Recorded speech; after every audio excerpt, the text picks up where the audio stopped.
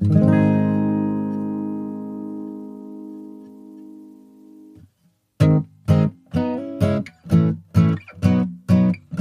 there, everyone. Thanks for listening to Limited Engagement. I'm your host for the show, Jared Duran, and this is LE 103, which is a conversation with Cyd Peroni and Patrick O'Brien. Cyd and Patrick are the photographers in a four-person collaboration called Geology of Spirit, along with poets Lois Roma-Deeley and Rosemarie Dombrowski, who've both been on the show before. They have the debut of their exhibition occurring this Saturday, and we'll get to that in just a moment. This one is going to be a pretty brief intro. I am covering the Innings Festival this year for a later edition of this podcast. It's shaping up to be a kind of a different sort of show, but because of that, I am trying to cram all of the things that I would normally do with plenty of time into not enough time. So anyway, let's just get into talking a little bit about Cyd and Patrick and the project that they're doing. It was really great to talk to. I don't think that I've ever really had a photographer on the show before, so it was. I had a lot of questions about process and what they do, because they work very differently. So there's a lot of shop talk on it, and we get into talking about the project specifically and how they came to work with Lois and Rosemarie. And like I said, they were both just very nice people and pleasant to talk to, and I got to see a sort of sneak peek of the accompanying book that goes with the exhibition that features their work and Lois and Rosemarie's, and it's a really cool project, which I will let the interview do the explanation of, because that's where we get into it in detail. But pertinently, the opening reception for Geology of Spirit is taking place this Saturday, March 9th, between 4:30 and 6:30 p.m. It is at the Holland Gallery of Fine Art, which is at the Foothills Community Foundation. You can look up all of the exact address and all of that on the website for this project, which is called geologyofspirit.com. That's the address, the website, geologyofspirit.com. Go to the upcoming events page, and all of the details for the opening reception are right there, including the address. And go check it out. It looks like a really cool collaboration. The photographs are beautiful, and of course Lois and Rosemarie's poems accompanying them, fantastic. So go check that out, and let's get into that conversation. And I'm gonna go get myself some coffee.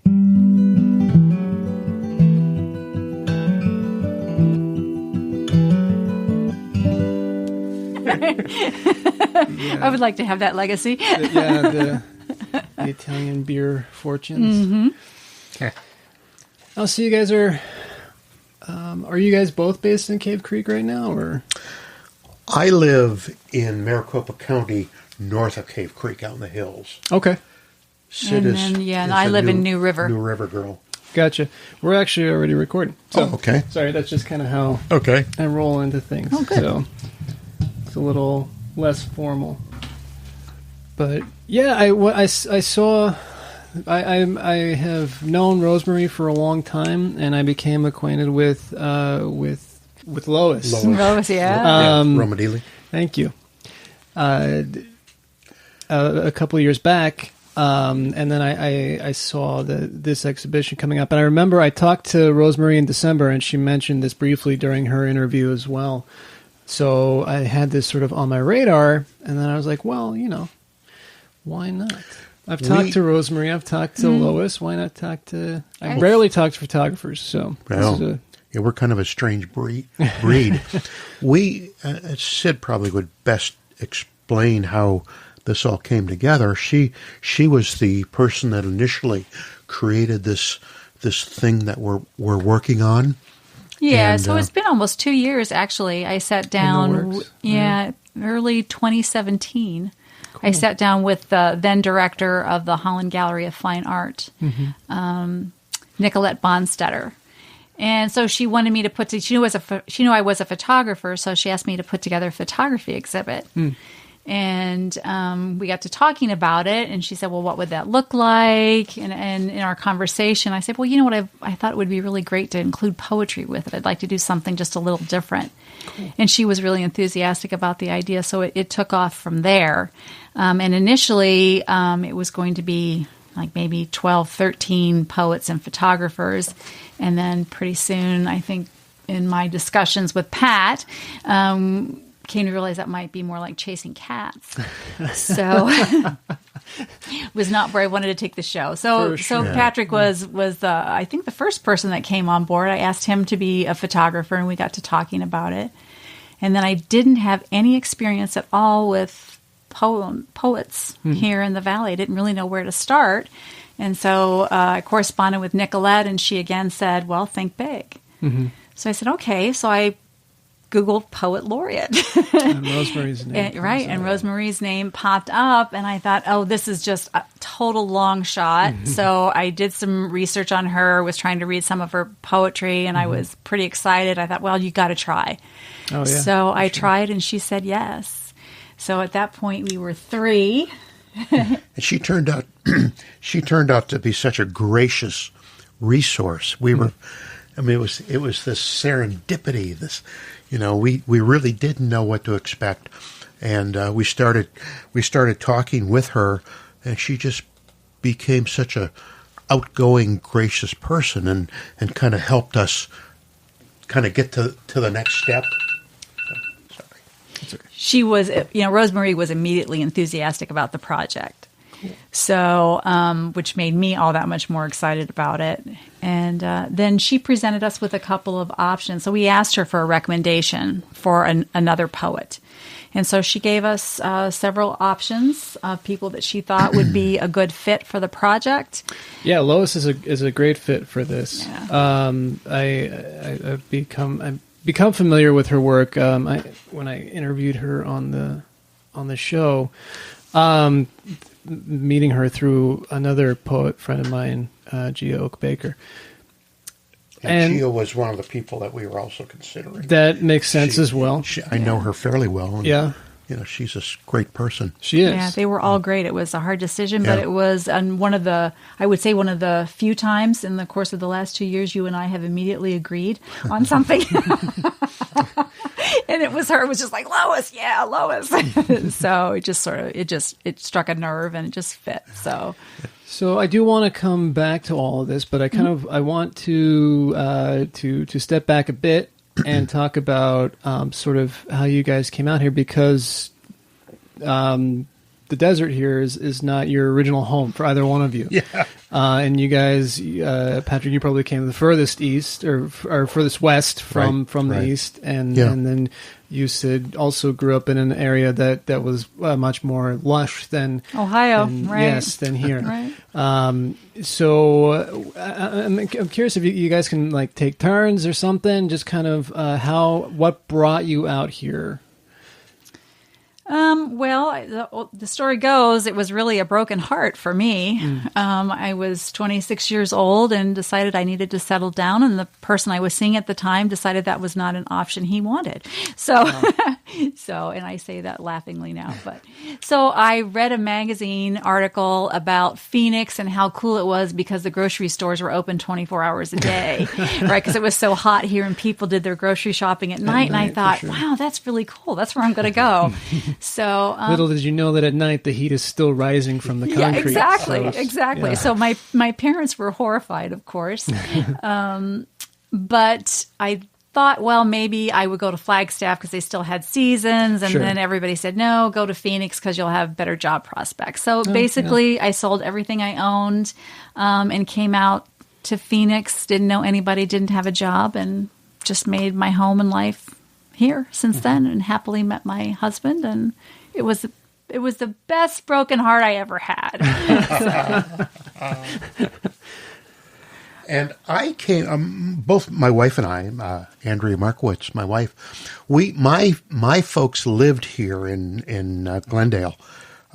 My dad was stationed at Luke during the Korean War, and when they lived in Michigan, when they retired, they moved out here to get out of the Michigan, Sure. Yes, thing. I've met some people who've done the same thing. Yeah. So they were living out here, and his health was declining.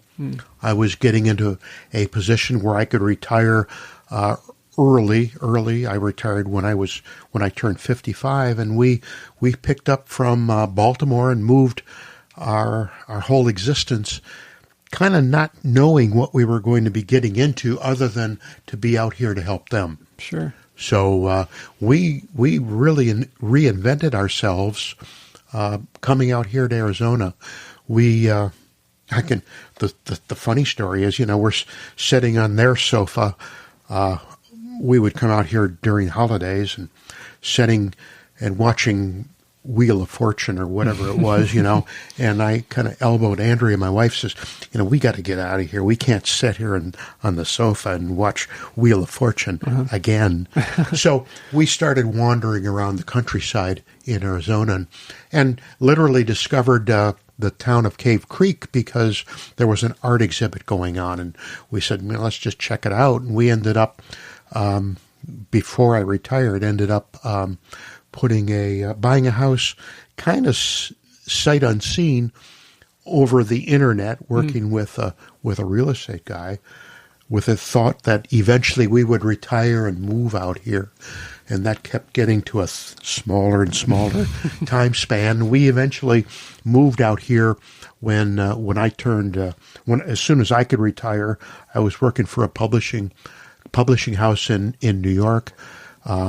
Andrea, my wife, was a college professor at the University of Baltimore, and we just literally chucked everything and came out here, and it turned out to be the best thing that we had ever done.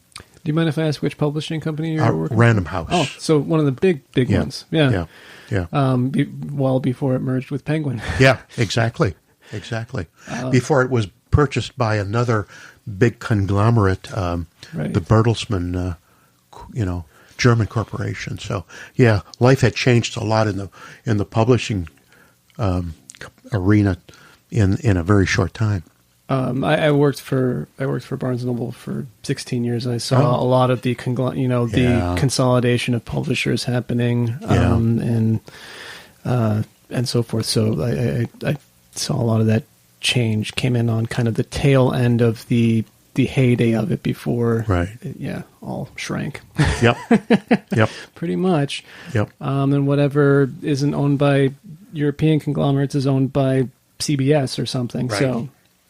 I have almost zero familiarity with Ohio, and anything that I know about Baltimore comes from Barry Levinson films. Sure. So, and we lived that life of that all the Barry snow show. Diner is one of my all-time favorite films. Yeah, me too. So, great film. And the Wire, the TV program. The Wire, I think was HBO. Yeah. The original book was written based on literally a block or two from where we lived in Baltimore, in the middle of the city. So it was kind of interesting to watch that all happen around us. They filmed a scene from Diner on our street, on our block. Wow. So I can remember driving to work and watching them putting bales of cotton on the shrubbery so it looked like it was snowing. Shooting during the season where it wasn't. Yeah. Interestingly enough. Now, you, Patrick, at least in your bio, you mentioned having dabbled or done some professional photography during college, and then and taking a hiatus on that, and you, Cyd, have come to that later. I think your bio mentions everything. You're a late bloomer with everything. So, what drew you back, respectively, to finding photography